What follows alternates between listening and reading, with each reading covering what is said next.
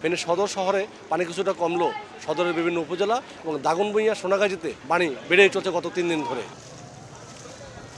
ফেনীর 6 উপজেলার 43টি ইউনিয়নে সমভাবে যে ত্রাণগুলো বন্টন করার কথা, অব্যবস্থাপনার কারণে তা হচ্ছে না, যার কারণে যেখানে ত্রাণ পাচ্ছে সেখানে একাধিকবার মানুষ ত্রাণ পাচ্ছে, আবার যেখানে পাচ্ছে না অনেকেই মোটেই পাচ্ছে না। এজন্য স্থানীয়রা বা বিভিন্ন ভুক্তভোগীরা অব্যবস্থাপনাকেই দায়ী করছেন। আমরা পাই নাই, অনেকে খাবার, নিরাপদ পানি, এমনকি আলোর ব্যবস্থা না থাকার কারণে মোমবাতির অভাব বোধ করছি খুব। খানাদানা আমাদের ঠিক মতন আসে নাই তো, খানাদানা কেউ আইসে একবারে জায়গা 3বার নিচে, কেউ একবারও হয়নি। নতুন করে বন্যার কবলে পড়া সোনাগাজী এবং দাগনভূঞাতে শুকনো খাবার, পানি জাতীয় খাবার দেওয়া জরুরি হয়ে পড়েছে।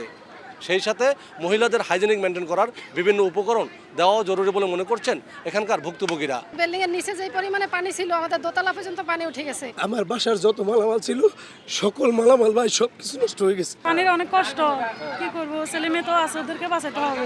অর্ধেক পাউডারে দ্বিগুণ উজ্জ্বলতা, নতুন রিন অ্যাডভান্সড অর্ধেক পাউডারে দ্বিগুণ উজ্জ্বলতা।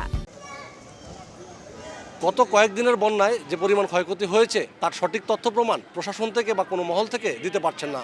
কি পরিমাণ প্রাণহানি হয়েছে এ বিষয়ে স্বচ্ছ কোনো তথ্য নেই সংশ্লিষ্টদের কাছে। আতিয়া সজল, সময় সংবাদ, ফেনী।